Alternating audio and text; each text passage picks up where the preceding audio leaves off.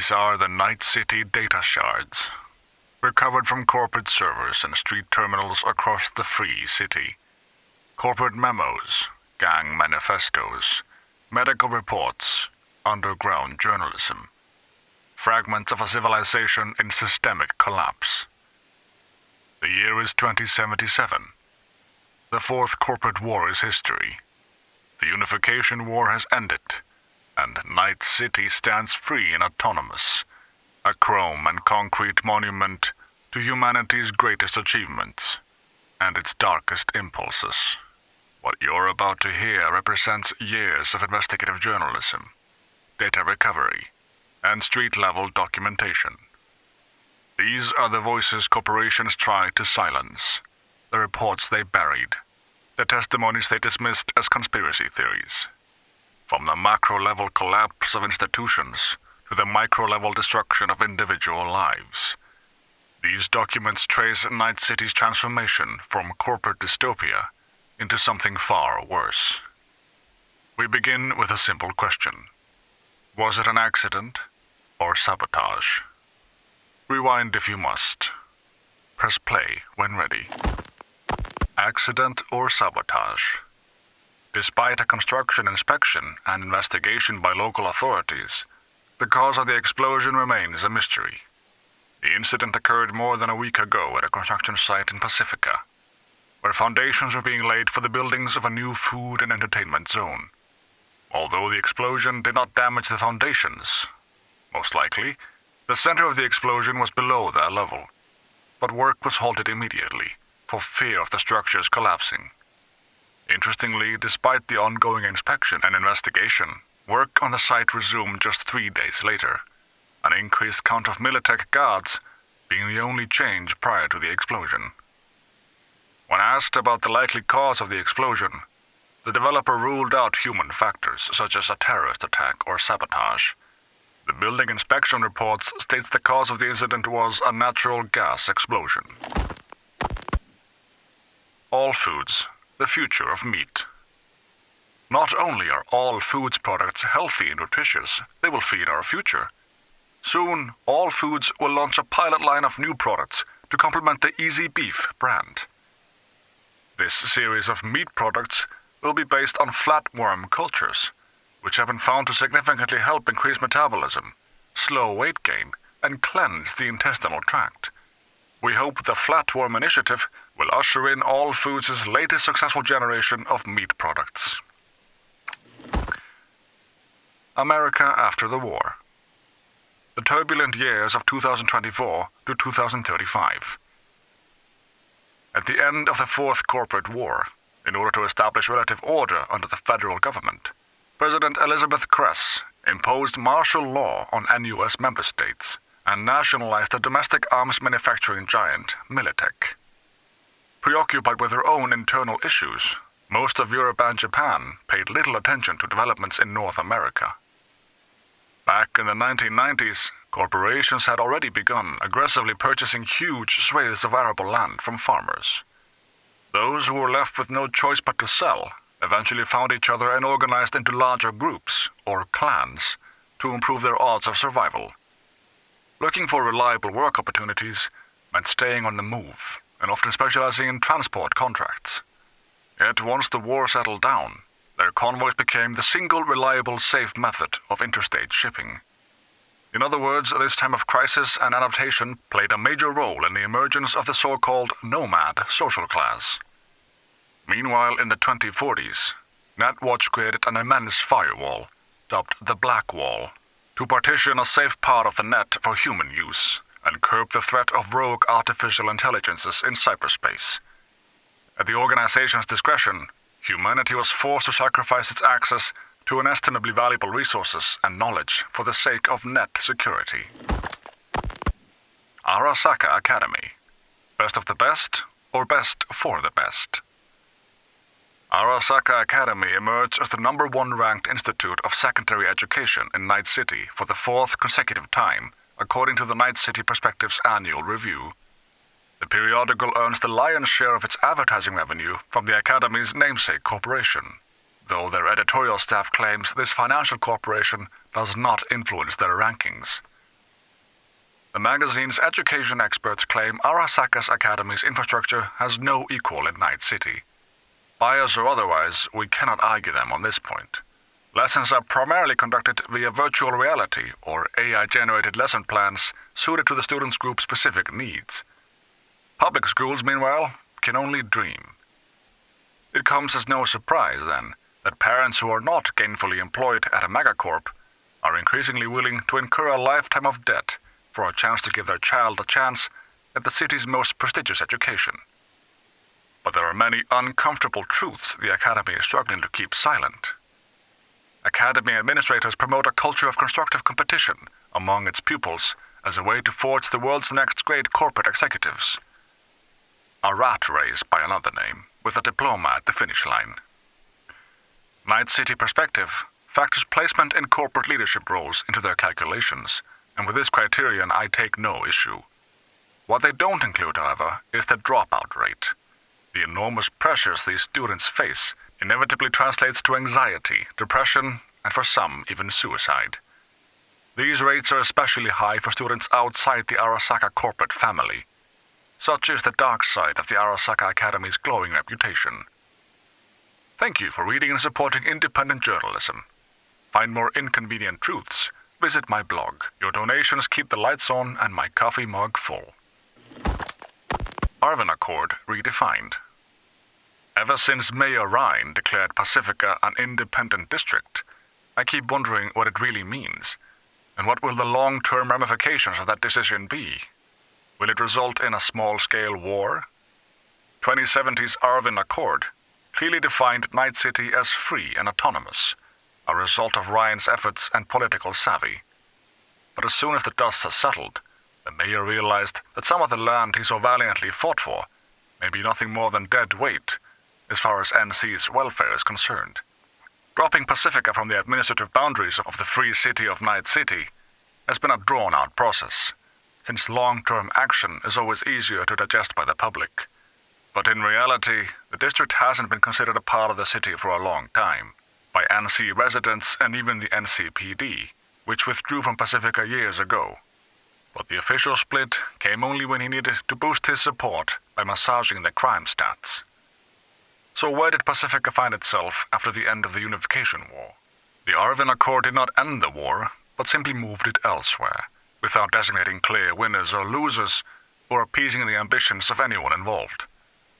This is why a large independent district neighboring Night City would be a great catch for anyone vying for influence over the metropolis.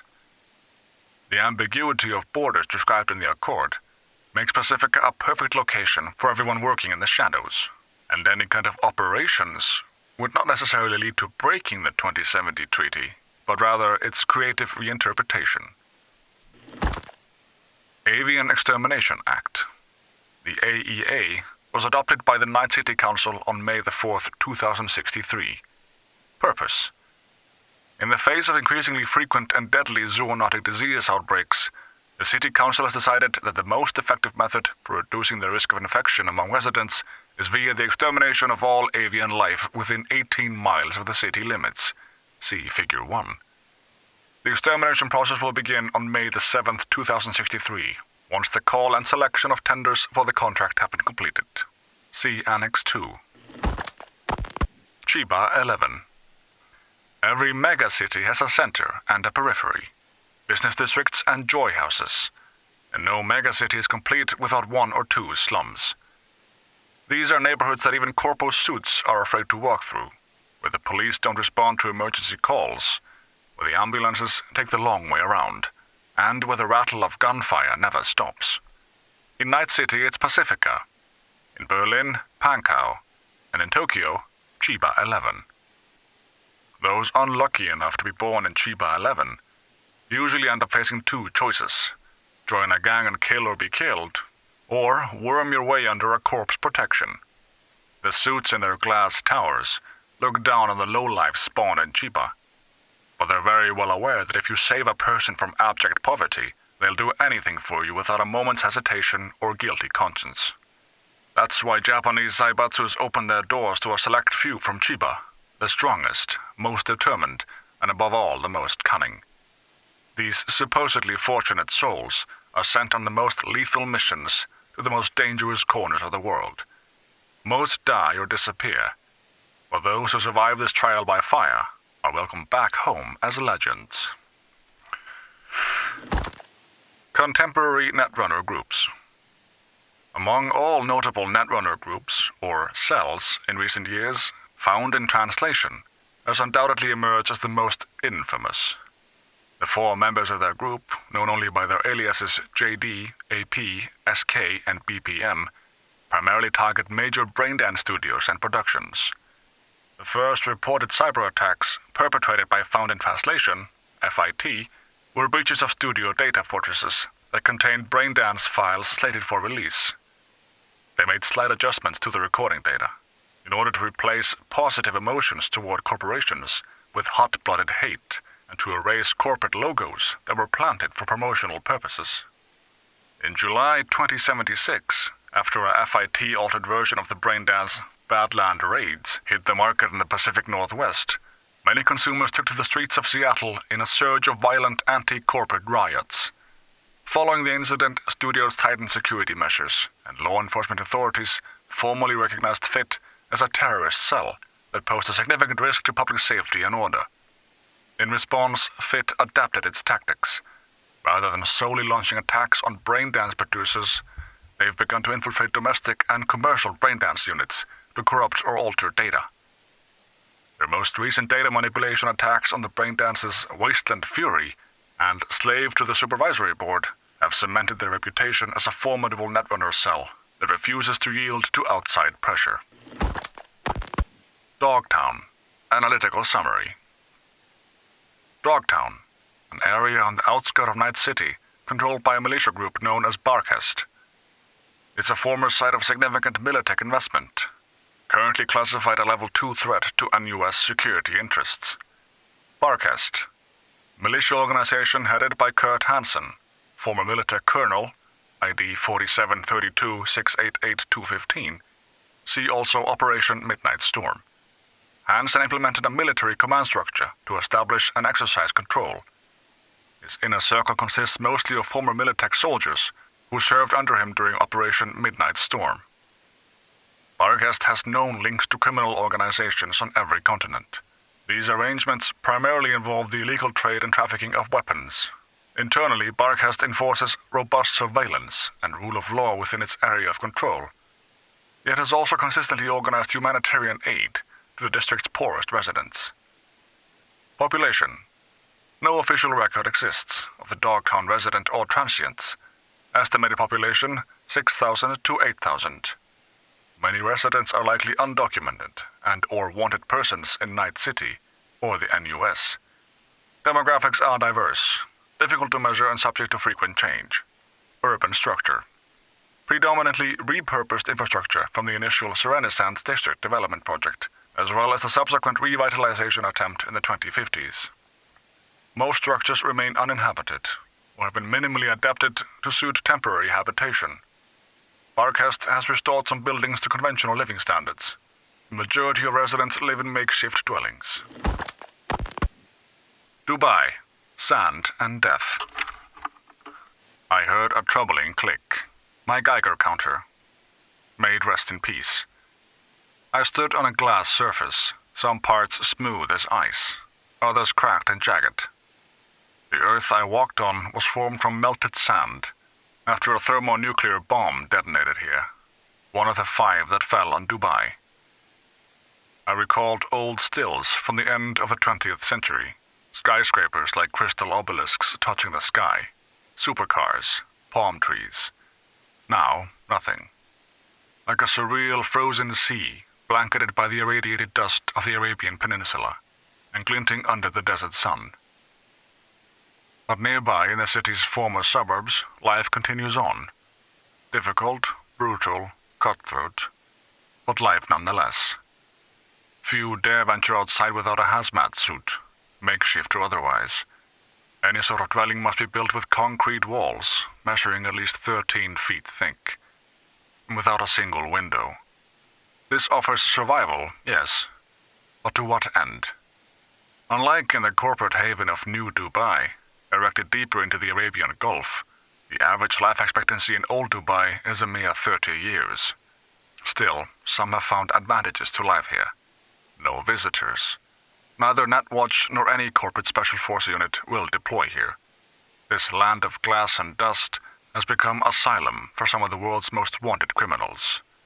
Some say they are only biding their time until an early death delivers them to hell. Some say they're already there. Excerpts from A History of the Nomads by B.B. Pyers. The first Nomad Code. Number 1. Protect and respect your clan, and especially your family. Number 2. You are worth as much as your word. 3. Share with others in your clan. Number 4. Respect the privacy and well-being of your clan. Number 5.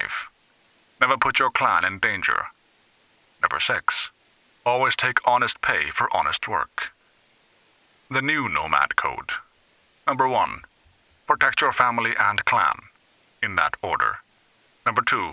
Do not steal from anyone in your clan. Number 3. Do not keep for yourself that which may help another in your clan. It's hard to imagine a group less inclined to wandering than farmers, but in fact they were the people who dawned the age of nomads. Natural catastrophes, crop, ravaged by bioplagues, armed conflicts and martial law allowing corporations to speculate and privatize land.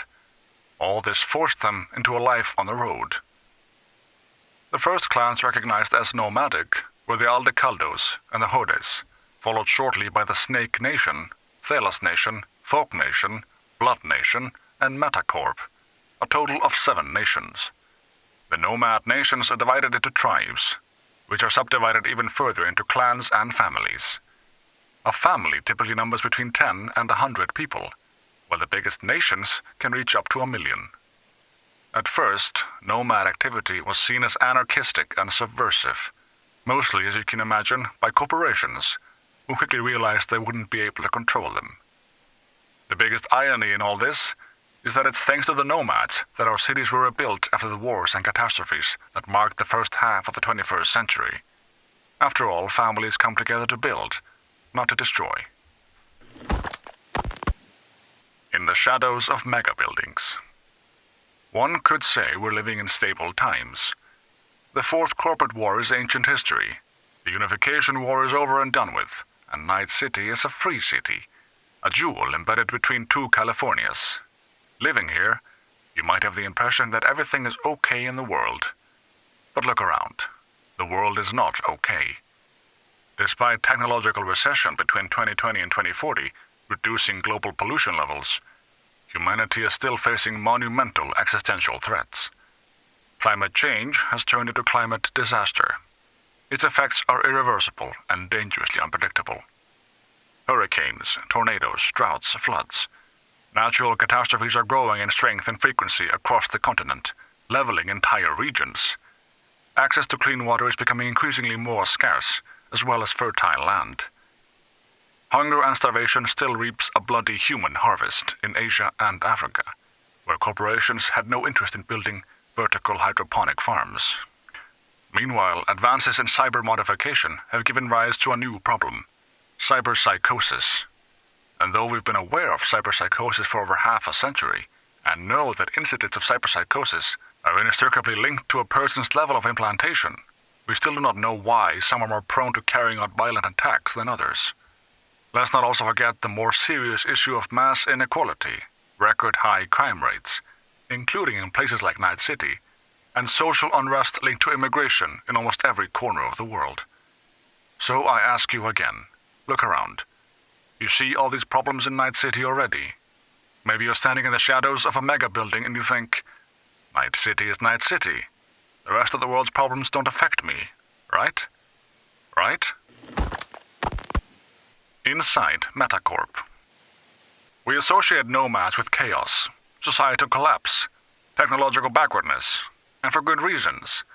But there are always exceptions to the rule, and for the nomads, that exceptions are the meta. More specifically, Metacorp. Unlike other nomad groups that deal in smuggling and raiding, the Meta are strictly law-abiding. Metacorp, formally registered in the Western corporate states, is a majority stakeholder in numerous shipping companies, including the rapidly growing DTR, Decker, Tanaka, and Rogers, which handled 53% of all America's transport last year. The story of Metacorp is a story of American entrepreneurial spirit and confidence in the future, two things not even a nuclear war could destroy. Indeed, Metacorp only proves that a new order can rise out of entropy, that the rustle of eurodollars is capable of civilizing even the most savage barbarians. Last month, I had an opportunity to visit the company's headquarters in Metakey, the mobile island currently anchored in the Gulf of Mexico. There I met Victoria Meta, the corporation's nomad CEO and granddaughter of Metacorp's founder, Jonathan Meta.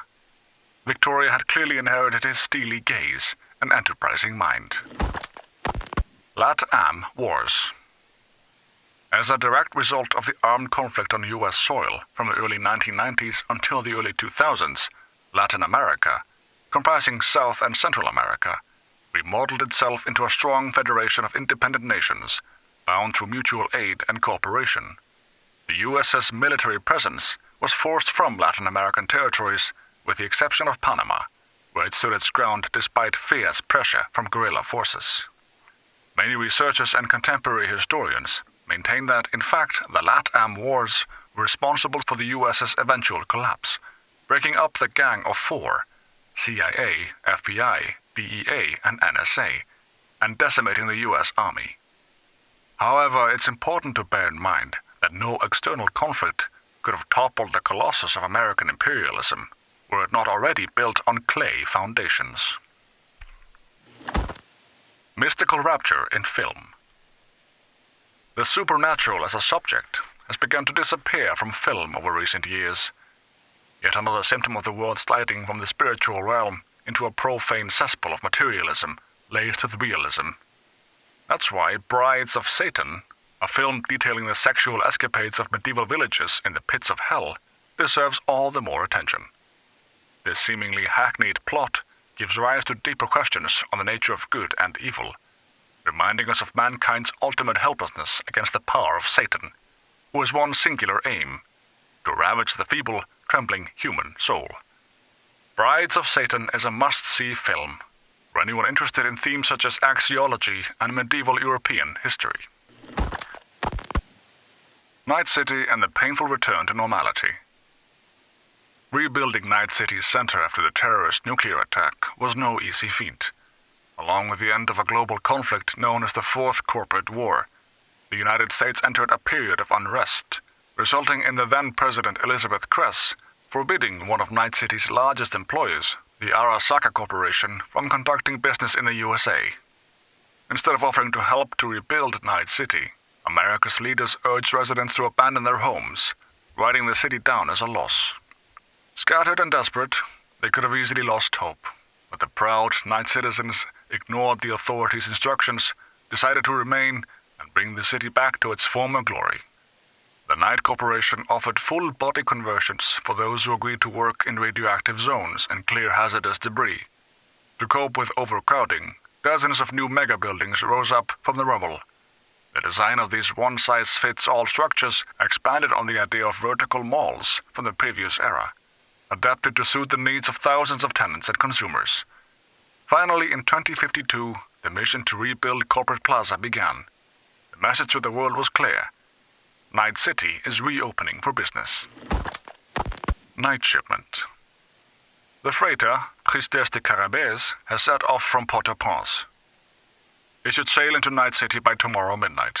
Make sure only the 30% of dock workers on our payroll are scheduled for the night shift. The harbor master and duty officers have already been notified.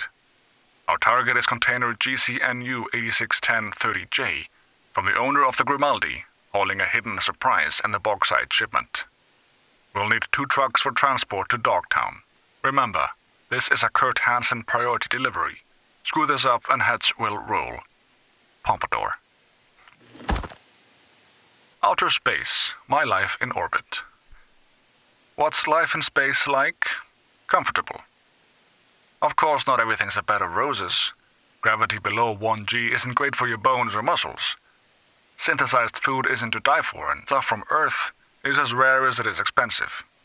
If you live in a private orbital station, congrats, you're richer than me, you always see the same faces. But if you live in a hybrid station like Crystal Palace, you'll have to live with corporate bachelor parties every weekend. But don't let that put you off. There are more upsides than downsides living in orbit. First of all, safety. To get into orbit, you need a lot of zeros in your bank account, which means you won't see legions of homeless people, skezzed out gangsters, or aggressive joy toys. The exception to that being the lunar colonies, but no self-respecting orbital dweller would ever set foot there. In other words, you can walk outside at night unarmed, without security, and come back home in one piece, wallet undisturbed. Amazing, right? Secondly, quality of service. Anyone in the customer service sector had to rack up an enormous debt to come up here. Their only hope to pay it off within their lifetimes is to rake in a lot, and I mean a lot, of tips, which means they'll bend over backwards to satisfy every whim. If you're an employer, you don't have to worry that an employee you just hired and trained at your expense would suddenly quit and go work for the competition for a few extra eddies a week. Many stations, especially the private ones, simply don't have competition. And if they do, it's basically negligible. Agreements can be made so situations like that don't occur. Thirdly, and most importantly, no government can tell you what to do, where, and how.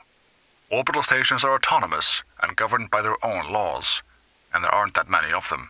If you can afford your own station, you're the undisputed lord and master of your own little corner of space. You want to tie the help up to a whipping post when they make mistakes? Go right ahead. Want 5 wives or 4 husbands?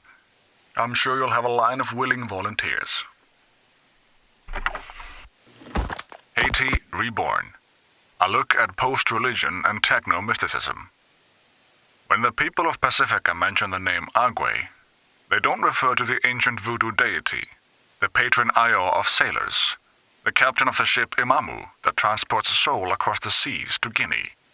Their thoughts are of Felipe Oreste, who sailed to Haiti through the waves, winds, and torrential rains of a tropical storm to save 150 lives and guide them to safety atop pneumatic rafts. When Oreste and the other refugees finally arrived in Night City, following a short time wandering in search of shelter and a new life, his legend was born. He became the new Agwe. The Agwe of yore eventually faded from memory, along with Erzulie, Legba, and the other Iowa of old Haiti, for they could not look after the people as the nascent voodoo boys of Night City had come to do. The voodoo boys care for their own. Outsiders be damned. What is Pacifica now? The oasis of the Haitian diaspora. The muttering of superstitious old women. The distrustful gaze when unwanted guests arrive unannounced. The lullabies of a bygone era. Sio pa dodo krab lavamangov. Pathfinder, half a century of silence. When in the summer of 2020, NASA's Pathfinder mission set off for Jupiter, it was the buzz of every radio station, TV media outlet, and scream sheet. Stills of the crew were plastered on every type of commemorative merchandise imaginable. Mugs, shirts, plates, bobbleheads, bumper stickers, the list goes on. But just a week later, the steady stream of information dried to a tickle. A month later, the world had all but forgotten about them. 3 years later, and 2 years before their planned entry into Jupiter's orbit, a conflict known as the Fourth Corporate War broke out. Cape Canaveral was one of the first strategic sites razed to the ground, NASA's Mission Control Center along with it. Pathfinder, in the vast reaches of space, had been cut off. When the opposing sides finally signed a truce 3 years later, Militech set its sights on re-establishing contact with the Pathfinder crew, but to no avail. Pathfinder's signal, it seemed, had been swallowed by the void of the Big Black. To this day, it remains unknown whether the Pathfinder mission was a success. If the crew ever did reach Jupiter and its moons, we have received no word, no data, not a single lead to follow. Maybe they never stood a chance. Maybe, after a half-century of silence, they simply have nothing to say to us. Protein farms, a report.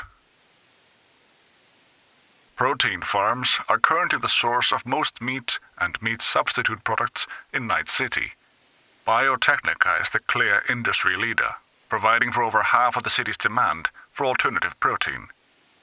Currently, the most popular, albeit cost-intensive, form of protein is based on protein-rich crickets, which allow producers to achieve the highest quality protein. Earthworms are available as a cheaper alternative, achieving a higher yield of product per square meter. However, worms pose a more difficult marketing challenge. While crickets have become acceptable, most consumers still bristle at being told to go eat worms.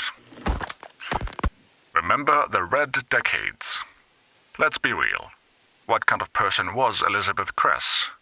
Does she really deserve monuments or streets named after her? Elizabeth Cress Street near the confines of Night City is a twisted joke. Once again, the 1% try to shove NUSA/Militech propaganda down our throats and force us to swallow it. It's a lie perpetrated by the elite in an effort to evoke an illusionary patriotic sentiment. This is not enough to whitewash history, not enough to make us forget the ruins on which Night City was built, the red cloud of devastation hanging over the continent, the rain thick as blood. By building this district, by building Cress Street, this is what we see. Not a president of the people, but the violence that her name recalls. Violence and scorched earth, nuclear devastation, the Red Decades. Smuggling. If you want to transport goods, you need contacts. Without contacts, forget about doing business. Who will you need to pay off? Customs officers, guards, the people at the gas stations. Don't forget the motels. You take care of that. You can show up and vanish as you please. Keep them happy, and they'll know when to turn a blind eye. It's also a good idea to strike a rapport with the fellows from orbital air. That is, if you're planning to ship something into orbit. Remember those boxes full of seedlings last year? That could only have happened because of my boys at OA Customs looked the other way for 15 seconds. Make sure you're well equipped. Don't use standard signal jammers. Customs agents aren't stupid. They'll know you're hiding something at the border. Besides which, there are no models they can't disable. Use upgraded jammers that work hyper-locally, in the exact place you're hiding the goods. Secure packages with ice, ideally bought from us. You can trust family. Use your imagination. Do you know how I managed to transport a few dozen pounds of drugs to SoCal? I paid the right people not to ask any questions, and hitched a ride with an all-foods convoy. Nobody realized that several containers of food were packed full with drugs. Plan your routes carefully. You have up-to-date border patrol routes and areas scanned in real time by corporate satellites, and you have good old American roads. Use back roads and routes that corporate convoys would rather avoid. You can also dance around those old minefields, just the corps don't patrol there anymore. Although apparently by now they know we passed through there and it's only a matter of time. Use the tunnels as a last resort. These days it's usually a one-way trip. You go through one and the second you're out, the satellites have a lock on you. So in case you do, step on it. And most of all, brothers and sisters, don't get caught. The day the tower fell.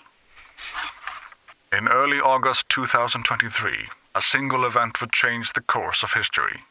Although it fell against the bloody backdrop of the Fourth Corporate War, the global media still fed on the story for weeks. And could you blame them? A group of terrorists detonated a nuclear bomb, blowing Arasaka Tower to pieces. The terrorists' warning came too late. Not all of the tower's employees could be evacuated. The blast itself killed and wounded thousands, while countless others died from radiation sickness. How did the biggest terrorist attack in the 21st century happen?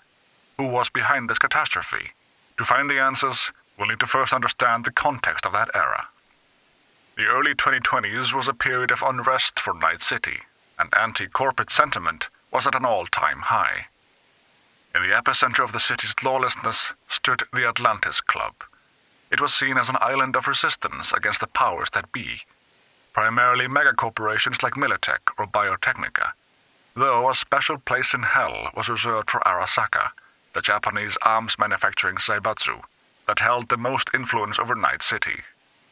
The kinds of people who frequented the Atlantis felt that corporations had hijacked the future and turned people into consumer slaves, and, ironically, deprived of the two things capitalism loved most, freedom and choice.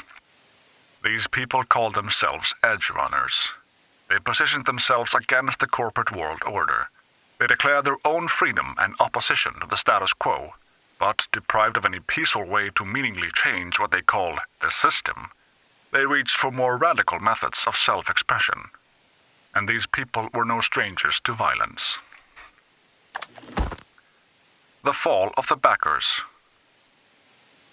The indirect cause of the family's weakening in leadership was, paradoxically, not enough internal opposition within the group. Decisions made by Salita Backer, the charismatic and surprisingly long-lived leader, were made without so much as a grumble, and her orders were carried out immediately. Salita led the backers with an iron fist. She was a domineering figure, perhaps overwhelmingly so, but you couldn't call her a tyrant.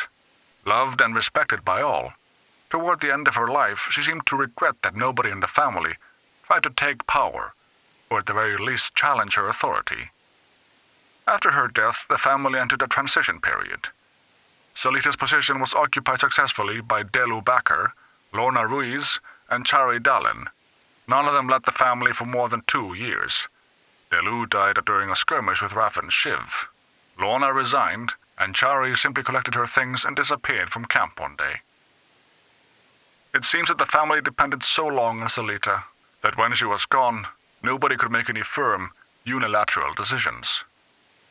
The family's subsequent leaders ruled without any conviction, in the words of Trin Backer, who, like many other young members, left the Backer family after it decided to merge with Snake Nation.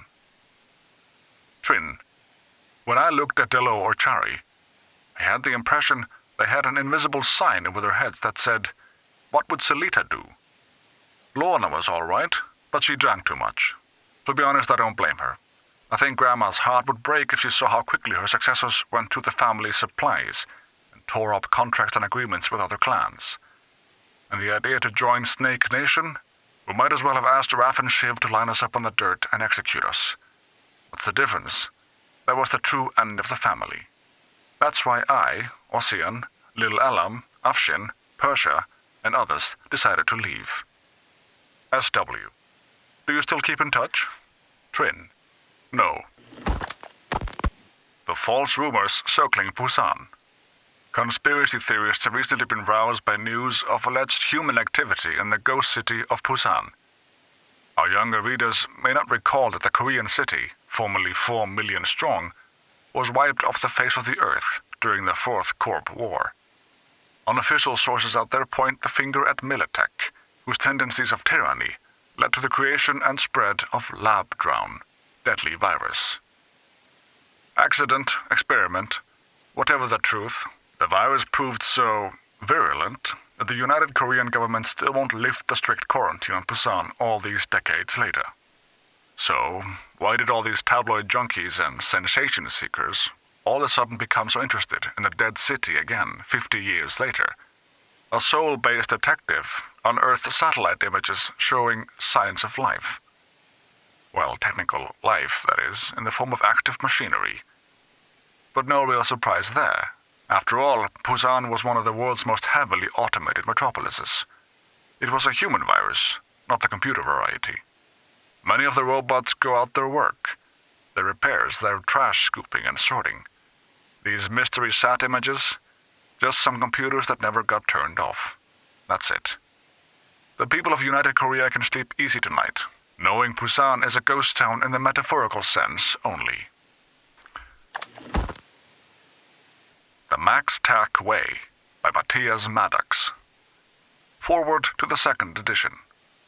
I was fortunate, after publishing the first edition of this book, to meet many people with fascinating stories. I spoke with people who lost loved ones at the hands of cyberpsychos. I met the relatives of people whom I shot. Needless to say, not every conversation ended on good terms. After some time, I learned what questions to expect from my readers. Have you ever been shot? Yes, and I've lost count. Who was the most difficult person to kill/arrest? The 2063 Golden Spring Small Killer. More titanium bone and synth skin than man. What causes cyberpsychosis? I'll let you know when I find out. Then, at a book signing in Haywood, I was asked a question I had never heard before. Is there anything that keeps me awake at night? After a moment's reflection, I realized the answer was yes. Perhaps most surprisingly, however, it was not nightmares of eviscerated cyberpsycho victims, or the shrieks and cries of my squad mates as they burned alive. Cruel as it may sound, I grew used to that. It was just a part of the job.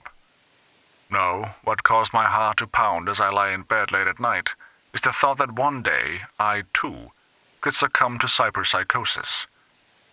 The amount of cyberware I have incorporated into my body is substantial, far more than most. I try to drown the human parts of me that fear, that doubt.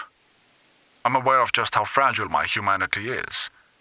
That piece of myself deep within me makes me who I am. One poorly clipped neuron, one hormonal overdose, and that piece may disappear forever, leaving behind an automaton with only one desire, to kill. In truth, I forced my mind to race, so I wouldn't have to confront these thoughts. Today, I still struggle with these demons, but I've asked my wife to keep a loaded pistol in her bedside table if I begin to scream or rant incoherently in the middle of the night. I instructed her to empty the entire clip between my eyes. At first she objected, but our love is strong. It is thanks to my loving wife's promise that I have never slept as soundly as I do now. The psychos of MaxTech. If a psychotic killer is prowling the streets, they're supposed to defend us. If your average Joe Blow goes ballistic in his cubicle, they're supposed to bag him and drop him off at the psych unit. They're supposed to make us feel safe in a world of madness. But be honest with yourself. Have you ever really felt safe in the presence of MaxTech? What the mainstream media won't tell you is that 90% of MaxTech interventions end in the killing of the cyberpsycho. And if you confront anyone about it, the official word is they only take a life when absolutely necessary. But don't buy into their bullshit.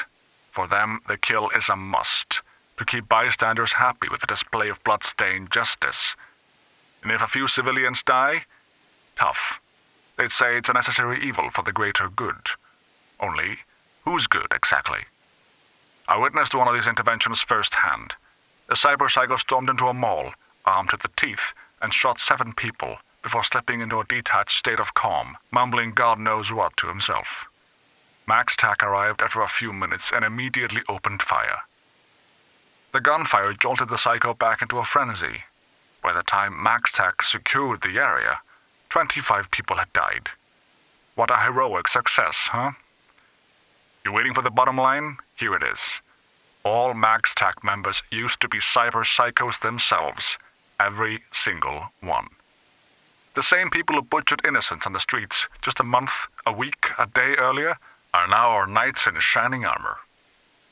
Is it any surprise nearly each of their interventions end in unavoidable massacre? Just some funny coincidence? You tell me. The truth about cyberpsychosis. I've had enough of these senseless shootings that claim hundreds of innocents every day. I'm sick of the satire on empty, dead-end implant restriction dialogue. I'm tired of ignoring the cyberpsychosis problem. In American society today, there are still a lot of common myths and misconceptions about the so-called technology-related personality disorders. People think they can become infected in sketchy Ripper Doc clinics. Scientists allegedly disagree about the causes of the disease, or even about whether it exists at all. Maybe their tune would change if a cyberpsycho turned their lab into a slaughterhouse. But even then, I doubt it. They're not getting fat paychecks from the cyberware lobby just to openly declare to the public all the nasty possible side effects that come packaged with their products. I've conducted my own research on cyberpsychosis. With supreme confidence, I can confirm this illness is indeed a byproduct of the modern lifestyle and the obsessive emphasis placed on incorporating modern-day tech into our lives. Although cybernetic implants can directly affect our brain chemistry, they still serve only as a catalyst for the onset of the disease. Our world is subject to extensive dehumanization. We surround ourselves with increasingly more automated machines and artificial intelligences. Our loved ones replace their nature-given eyes, lips, and faces with masks of metal. Some of us begin to lose sight of what is human. We slip into feelings of total alienation and deep-rooted panic. We lose the ability to distinguish between what is real in what is only artificial, digital, synthetic. Such people begin to isolate themselves, lose their empathy for others, and undergo dramatic mood swings that exhibit sadistic tendencies. The most frightening component to all of this, however, is that most will never be diagnosed. Not all cyberpsychos are known war veterans or former mercenaries equipped with Sandevistan reflex tech. Not all will go out in a blaze of gunfire with max tech. Many cyberpsychos in our world possess only a single implant, a knee, a liver. They are unseen, unnoticed. They lock themselves up and shut out their friends, colleagues, and loved ones. The world outside of the net and their delusions has disappeared from conscious thought. They are sick and alone, and no one is doing a thing about it. There is no eloquent summary to be made here. Let the value of this manifesto be measured by the fact that I was expelled from the Zetatech Cybernetics research team for having written it. The Undoing. Fall of the First Net. Chapter 1. The Apocalypse. His name was Rush Bartmoss. Everyone knows who destroyed the first net. The real question is, why? NetWatch branded him a criminal and outlaw. The media called him a madman. Is either label correct? You be the judge. Below is a previously unpublished letter, which Bartmoss put out just before the release of Rabbits. Why has this document only now just emerged? Well, someone out there did not want you, my dear readers, to ever lay eyes on it. All the more reason to take a deep dive into the information available to us. Maria Jimenez. The first net was supposed to save us. It would serve as a platform for those without a voice. It would offer unlimited knowledge to those who hungered for it. It would bring a fractured humanity closer together than ever before in our history. But these hopes were hollow, false. The net spread its tendrils around the globe faster than anyone could have predicted. Before anyone could even consider the full range of consequences. This information superhighway turned out to be our path straight to hell. We were robbed of our privacy, deprived of our free will, stripped of our dignity.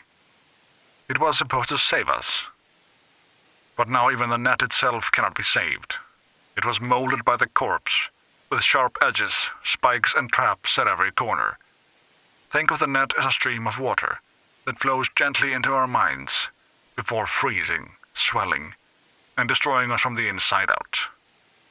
But remember this about ice. As hard as it may be, it's surprisingly brittle. One well-placed strike, and it shatters into a million tiny pieces. Watch out today and you'll see just what I mean. Rush Bartmoss. The Unification War for gonks. The Unification War is the most recent armed conflict to take place in North America since the collapse, lasting from January 2069 to June 2070. Although the Unification War is formally recognized as a war between the new United States of America and USA and the governments of the Free States, most scholars also classify the conflict as a corporate war. It is well known that the NUSA was backed by Militech hardware, personnel, and other resources, whereas the Free States received the significant yet tacit support of the Arasaka Corporation. The Unification War is also sometimes referred to as the Metal War, or Metal Wars, in reference to the wide use of armored cavalry, so-called panzers. The bloodiest battle in the Unification War was the Battle of Ridgecrest. In just one day, at least 3,078 people were reported killed. North California and South California were on the opposite sides of the war, allied with the Free States and the NUSA respectively, while Night City maintained a position of neutrality. The Unification War ended when all parties signed the Treaty of Unification in Arvin, South California. Both sides claimed victory, the Free States emphasizing that they had preserved their independence, and the NUSA boasting that they were closer than ever to reunifying a divided American people. The end of the Unification War, however, was not an end to conflict at large. The leading AI analytics software predicts another hot war will likely break out by 2080, 74% confidence. The Warsaw Catholic faith and its origins. As Saint Augustine of Hippo taught us, to err is to be human, but to err willingly is to perform the work of Satan. Pope Ferdinand I and his successors are guilty of this heinous sin for their perversion of Christ's teachings and their worship of the golden calves of technology and mammon. They have not only chosen this path to perdition for themselves, but have attempted to tempt the Lord's flock to follow. For the sake of the millions of eternal souls he loves so dearly, Cardinal Konrad Lewandowski made the only decision God would allow. Seeing that the Vatican had renounced our Lord and Savior, he rescinded his nomination to head the Holy See, and instead rested the weight of the newly founded Polish papacy on his shoulders and moved the seat of church to Lech, Poland. Number 1. What do Warsaw Catholics believe? Warsaw Catholics worship the one true God, and recognize family is defined by the laws of nature our Lord has provided, and in accordance with the traditions hallowed by the blood of our ancestors. Number 2. When you say, I believe in God, what do you mean? It means we acknowledge the truth that there is one true God, whose wisdom is infinite and unchanging, who commands our obedience, who compels us to raise families founded on love and faith, who has tested Poland with great suffering as he tested Job, thus demonstrating that Poland is God's chosen land. Number 3. Through whom did God reveal what we are to believe? His only Son, Jesus Christ, whose earthly voice is now spoken through the Pope, as elected by the Polish Episcopal Conference. Number 4. Why believe the Word of God? Because only through faith can we be saved and find eternal peace in heaven. Only through faith can we be true Poles, worshipping, thinking, and speaking in Polish, in accordance with the customs of our fathers and mothers. United Under the Stars and Stripes by Rosalind Myers. The 20th century brought upon us great tragedy: nuclear war, catastrophic climate change, widespread hunger. Worst of all, the dissolution of the United States of America. Our great nation has often been forged and reforged in the polarizing fires of internal struggle, North against South, Democrat against Republican, corporations against federal government. But we, as a people, knew how to temper this discontent and become stronger for it, even by force in our darkest hours. This has always been and continues to be our moral duty to the land we love and serve. Humankind had never known a nation like the United States. We were soldiers, the protectors of the free world. Our armies maintained order. Our universities fueled innovation and progress. Our industry spurred growth and prosperity. Our press voiced the truths of our collective conscience. But when the United States tragically collapsed, so too did civilization.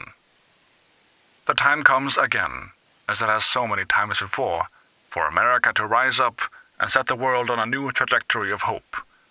However, we can only achieve our goals of a better tomorrow if we do not lose sight of who we are. We must now rally together beneath our star-spangled banner of this new United States. We must push aside those corporations and rogue states who denounce and would deny our pursuit of happiness. We must sacrifice them for our common good. I ask you to fight against those who would divide us, with debate, with pride, with blood and iron. Water, chrome, and blood. The Fourth Corporate War. It's truly remarkable that the large-scale bloodshed of the Fourth Corporate War began first as a simple rivalry between two ocean-exploiting corporations, Sino and OTEC. Both companies vied for the controlling stake of the failing IHA Corporation. OTEC commissioned Militech to secure its business interests and perform certain special operations. Sino, in turn, signed a cooperation agreement with the Arasaka Corporation with a similar aim. When circumstances at last called for both colossal and prideful security corporations to clash in open combat, the Fourth War had officially begun. Yet, as is usually the case with corporate conflicts, the onset proved subtle. Arasaka disables a Militech transport. Militech, allegedly, eliminates a high-ranking official of an Arasaka client. Both sides engage in frequent sabotage and data theft operations. Netrunners from both sides infiltrate data forts to sow confusion, gather intel, and cause chaos in the stock markets. Though none would have thought it possible in those early months, the Arasaka-Militech conflict truly jeopardized the stability of the world economy, making the threat of a complete economic collapse all too real. For this reason, NetWatch introduced a communications embargo on both corporations. This did little to slow the conflict's pace, however. While Sino and OTEC had unilaterally reached a settlement and reached an understanding through peace talks, tensions between Arasaka and Militech continued to rise. This separation from the ocean dispute marks the beginning of the Fourth War's second phase, the so-called Shadow War. Military clashes between Militech and Arasaka were notoriously bloody, brutal, and without mercy. They waged their most damaging campaigns on the net. Arasaka and Militech netrunners launched attacks with the help of viruses that were often highly experimental. What's more, they created lethal ice measures and AI-like programs that could lurk in dark corners of the net for long periods to make strikes at the most opportune times. By the second half of 2022, Arasaka and Militech entered the final phase of the conflict, where both sides used every resource and strategy at their disposal. The hot war had begun. Around this time, the net that the world had known for years ceased to exist, and mercenaries hired by both corporations were slaughtered in open warfare, fought with a cutting-edge weapons technology. Then, in the war's most shocking and iconic turning point, the coup de grace came when an unknown group of mercenaries detonated a nuclear device at Arasaka's Night City headquarters. Shortly after the blast, bowing under increased pressure from the Japanese government, Arasaka laid down its arms and withdrew from many of its strategic positions, but most notably in Night City. Victory belonged to Militech, but it came at a heavy cost. Why be me? Confessions of a brain dance addict. Preface. Do you want to be you? Seriously, take a moment to let that question sink in. Do you feel at home in your skin? Do you like your job, your friends, your family? When you look in the mirror, do you say to yourself, I'm the luckiest person alive? Then hop in the leather-upholstered backseat of your chauffeured Rayfield? If you answered yes to any of those questions above, put this book down and stop wasting your valuable time. If you answered no to the above, I understand how you feel. It used to be said, at the turn of the century, that the world belongs to the 1%. Today, 1,000% is closer to the truth, and your chances of joining this group are even less than that. In this reality, I mean, where you are you. In a brain dance, you can be anyone. A broker who manages a portfolio worth trillions. An elite soldier who blasts his enemies out of existence with a tech shotgun. A suave rocker boy whom the whole world lusts after. Now I ask you again, of the millions upon millions of people in this world, do you want to be you? The answer for me was always no. And so my story begins. Sergio Morales. Yokai, Japanese demons of yesterday and today. They make their homes on mountaintops, in rivers and oceans, on city streets, and on every mega building floor with the number 4 in it. Even in your washing machine or infovisor.